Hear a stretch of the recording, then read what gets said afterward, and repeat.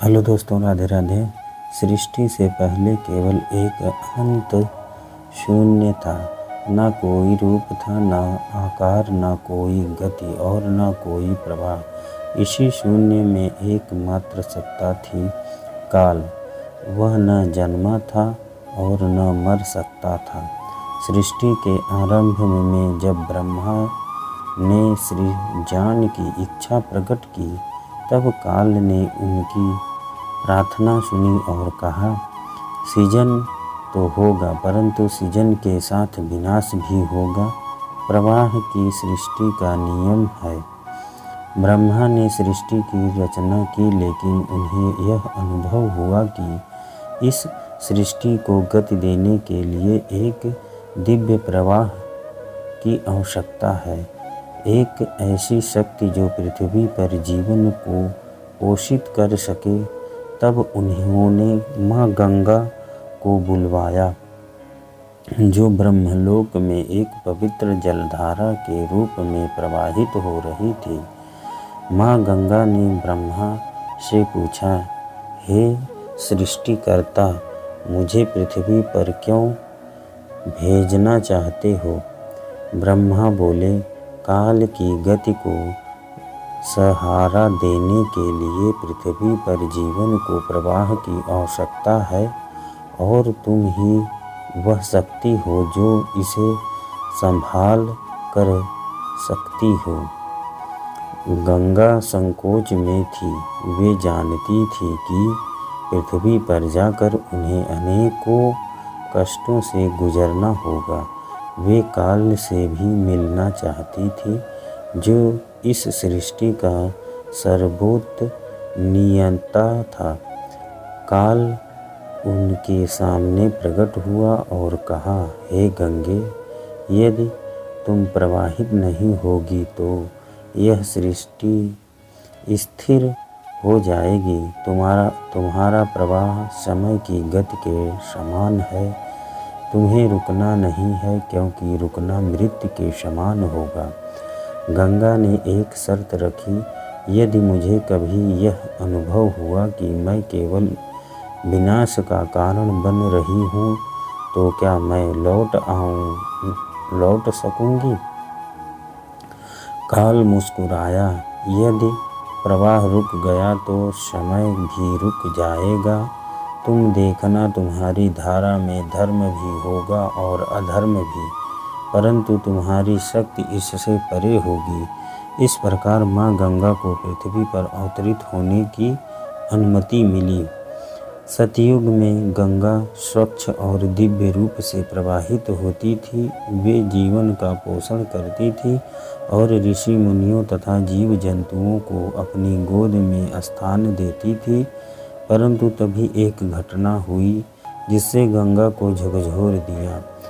राजा सगर ने एक यज्ञ किया और उनके पुत्रों ने उस यज्ञ के अश्व को खोजते हुए कपिल मुनि के आश्रम में पहुंचकर उन्हें अपमानित कर दिया। क्रोधित होकर कपिल मुनि ने उन्हें श्राप दिया, जिससे वे सभी भस्म हो गए। अब उनकी आत्माओं को मोक्ष के लिए गंगा की आवश्यकता थी।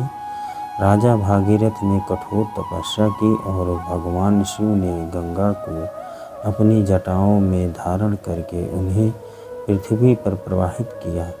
जब गंगा अवतरित हुई तो उन्होंने भागीरथ से कहा, मेरा प्रवाह केवल जीवन के लिए नहीं, बल्कि मृत्यु के बाद भी आत्माओं को मुक्त करने के लिए होगा। परंतु जब गंगा ने देखा कि वे उन अक्षम आत्माओं को भी शुद्ध कर रही हैं जिन्होंने पाप किया था, तो वे व्यतीत हो गई। उन्होंने काल से पूछा, क्या यह उचित है कि मैं पापियों को भी मोक्ष प्रदान करूं? काल ने उत्तर दिया, तुम्हारा कार्य न्याय नहीं, प्रवाह है। जो तुम्हारे जल में आएगा वह शुद्ध हो जाएगा, चाहे वह धर्मी हो या अधर्मी। तुम सृष्टि के नियमों से परे हो। गंगा ने मौन होकर अपने प्रवाह को जारी रखा। त्रेता युग में जब श्री राम ने अपने पितृ को तर्पण के लिए गंगा का आवाहन किया तो गंगा ने स्वयं को गौरव महसूस किया, परंतु द्वापर में जब महाभारत का युद्ध हुआ तो गंगा के हृदय में पीड़ा उत्पन्न हुई। भीष्म जो स्वयं गंगा के पुत्र थे, धर्म के लिए लड़े, परंतु उन्हें एक विषम युद्ध में छलपूर्वक पराजित किया गया। जब वे बाणों की शैया पर पड़े थे तो गंगा व्याकुल होकर काल से पूछने लगी, क्या धर्म के लिए लड़ने वाले को भी ऐसे कष्ट सहने पड़ेंगे? काल ने उत्तर दिया, धर्म और अधर्म समय के साथ बदलते रहते हैं।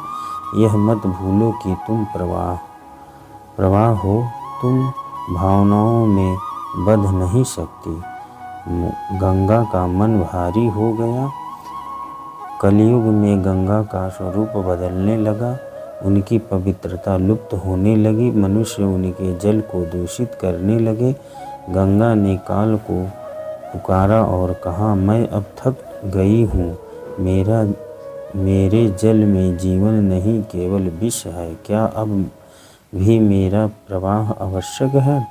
काल गंभीर हो गया, उसने उत्तर दिया, कलयुग में सब कुछ कलुषित होता, परंतु याद रखना तुम्हारी शक्ति अमर है। तुम जल के रूप में नहीं, चेतना के रूप में जीवित रहोगी। तुम जब तक इस स्मृति में हो तब तक तुम्हें कोई नष्ट नहीं कर सकता। गंगा ने अंतिम बार आकाश की ओर देखा और धीरे धीरे प्रवाह करने लगी। एक दिन जब गंगा पूरी तरह से सूखने लगी तब एक चमत्कार हुआ। एक बालक उनकी गोद में आकर बैठ गया और उसने पूछा, क्या तुम सच में समाप्त हो जाओगी? गंगा ने उत्तर दिया, शायद हाँ। बालक मुस्कुराया और बोला, तुम्हें कोई समाप्त नहीं कर सकता, तुम केवल जल नहीं चेतना हो। जब तक कोई तुम्हें स्मरण करेगा तुम जीवित रहोगी। काल को समझ में आ गया कि वह बालक कोई साधारण व्यक्ति नहीं बल्कि स्वयं काल है। काल ने अंतिम वचन दिया, नदी केवल जलधारा नहीं बल्कि स्मृति और शक्ति और चेतना की प्रगति है।